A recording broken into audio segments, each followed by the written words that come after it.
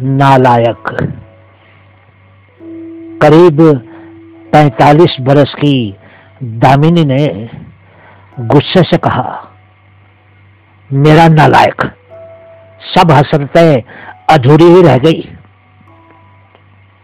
वो अपने आप से ही बात कर रही थी। मैंने चरण छूकर कहा, नमस्ते माता जी। उनकी आंखें भर आई। मैं नहीं जानता था कि उनके साथ क्या हुआ था, क्योंकि मैं तो 2 वर्षों के बाद ही गांव आया था। मैंने उनकी सेहत के बारे में पूछा तो उन्होंने बहुत कमजोर आवाज में कहा, बेटा, अब अपने मरे हुए को बेटा कहने को भी दिल नहीं करता है। 4 महीने पहले इन्होंने भी आत्महत्या कर ली।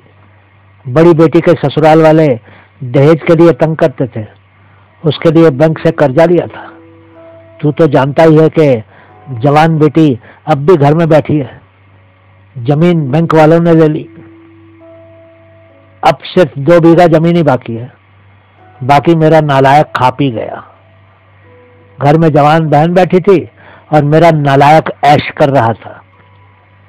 कहता था कि अपनी पसंद की लड़की से शादी करेगा। हम दोनों माँ बेटी ने बहुत समझाया, लेकिन उसने ना तो मेरी ममता और ना ही अपने बहन के लाड प्यार की कदर की। मेरा नालायक उस लड़की के इश्क में डूबा रहा, लूट कर खा गई और फिर किसी और लड़के के साथ भागकर शादी कर ली उसने।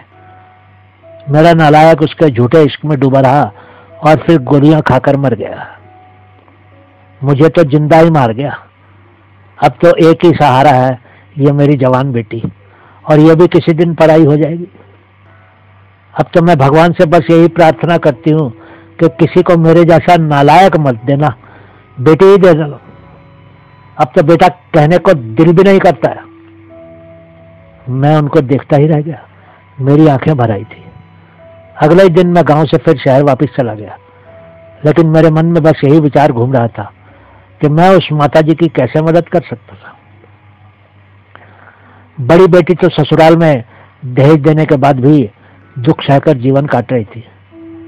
छोटी बेटी एमए पास थी, लेकिन बिना जमीन जायदाद वाली माताजी की बेटी से कौन सा लड़का विवाह करने को आगे आता।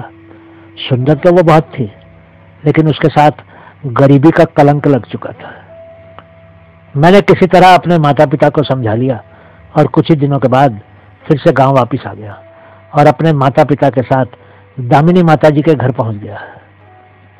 1 हफ्ते के बाद उनकी बेटी रोशनी मेरी पत्नी थी और कुछ ही दिनों के बाद मैं उसको और उसकी माताजी को अपने साथ शहर ले आया। इतना तो मेरे वश में था और मैंने किया, लेकिन मैं रोशनी जैसी पत्नी पाकर बहुत खुश हूं। अब वो भी मेरे साथ ही बैंक में नौकरी करती है। अब जब भी हम अपनी कार से गांव जाते हैं तो दामिनी माताजी बहुत खुश होती हैं। वो अपने बंद पड़े घर में जाकर सफाई करती हैं और खूब खुश दिखती हैं। वो मुझे अपने नालायक से भी अधिक प्यार करती हैं। दोस्तों, अपने माता पिता और भाई बहनों से जितना प्यार कर सकते हैं उतना कीजिए, क्योंकि उनके चले जाने के बाद आभास होता है कि कितनी बड़ी गलती हो गई है।